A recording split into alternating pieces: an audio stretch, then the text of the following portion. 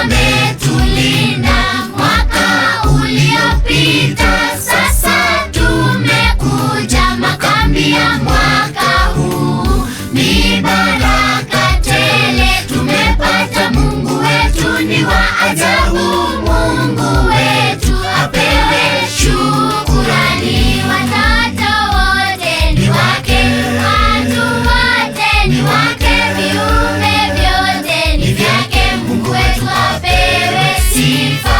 Watoto wote ni wake, watu wote ni wake, viumbe vyote ni vyake. Mungu wetu apewe sifa.